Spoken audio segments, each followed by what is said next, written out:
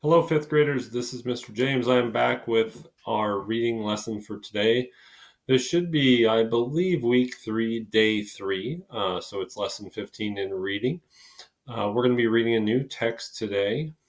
Last lesson that you did was a reading and writing combined lesson because we were reviewing the two previous texts that we read.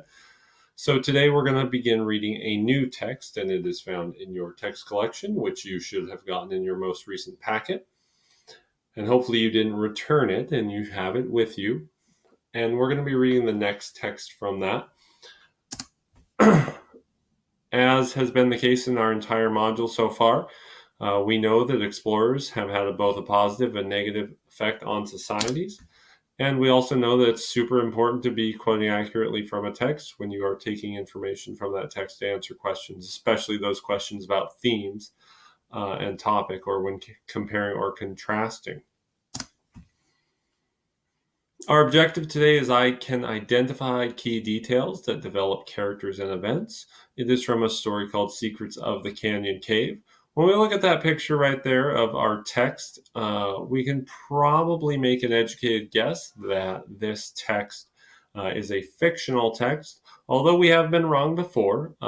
We saw oh my gosh, why can't I remember? The bird in Central Park that we learned about. That looked like a fictional text, but it ended up being nonfiction. But we're going to make a guess right now that this is a fictional text, Secrets of the Canyon Cave. And it begins on page 91. So go ahead and take out your own text so that you can follow along. And we'll also have the words on the screen so that you could follow along just on here if you would prefer. Secrets of the Canyon Cave by Gabby Triana. Canyon Kid's Ranger Scott Merker propped his leather boot onto a striped boulder, hands at his hips. All right, everybody, this is where we begin.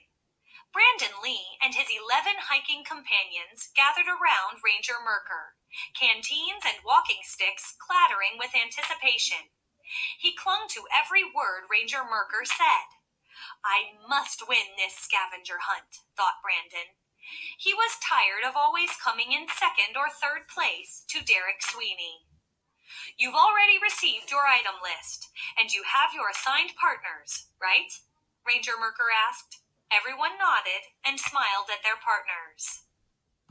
So the next page, the text is in line with the speech here. Brandon's gaze shifted slightly to his left, avoiding direct eye contact with Ria Sanchez. Yes, he'd been paired with a girl, but Ria was also 4 inches taller than him, strong, and a natural-born hiker. This may work to our advantage, he thought. You'll have from now until dusk to explore. That's 2 hours. Stick to the items on your list. Don't bring back extra prickly pears and expect to get extra points. Any questions? Ranger Merker asked. Brandon looked around and raised his hand shyly. What if we find an item not on the list that we think might be worth something? Behind him, Derek chuckled. Like what? Golden treasure? Brandon wanted to turn around and glare at him, but figured it was probably what Derek wanted. So instead, he ignored him. Actually, great question, Brandon, Ranger Merker said. If you do find something out of the ordinary, bring it back, and we'll calculate its point value. Okay? Brandon nodded, and Ranger Merker pulled out his phone and set a timer. Okay, guys, the Southeast Utah Canyons are yours. Go. Brandon turned to Ria, who opened her map and pointed at some squiggly lines. Why don't we go this way? We could catch a view of these entrenched meandering rivers at Gooseneck State Park. The pictures we take could be worth lots of points. Brandon cringed. But it'll take too long. The other way has more stuff to see, and it's safer. Though it was true that the famous entrenched meanders were incredible geological phenomena to behold. Ria pouted. It's an easy hike, but fine, we'll go your way.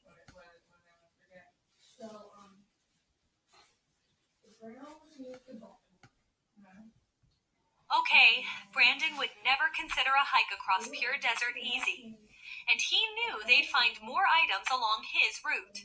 Still, he hoped Rhea wasn't too disappointed. They headed west, underneath clear blue skies, picking up samples of snakeweed and blackbrush, and snapping photos of cottontails and prairie dogs. There was something about walking in the wide open desert air, surrounded by rock formations older than time itself. That reminded Brandon of how the explorer Francisco Vasquez de Coronado must have felt while searching for the 7 golden cities of Cibola. Immensity, solitude, in unison with nature. In a word, incredible. After about an hour, it was time to start heading back. But then Brandon spotted it. A thunderhead looming on the not-too-distant horizon. I thought it didn't rain in the canyon land, he said. It does in summer, Rhea said, but it's usually over quick. Let's find a place to hide. Brandon couldn't believe their luck.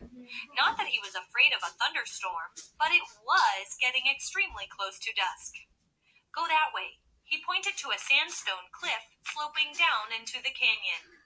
Maybe we'll find cover on the other side.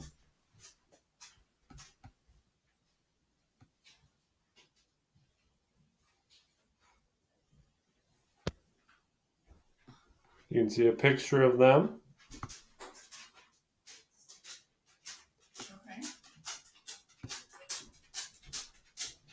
Spikes of cool air and a strong wave of humidity hit them.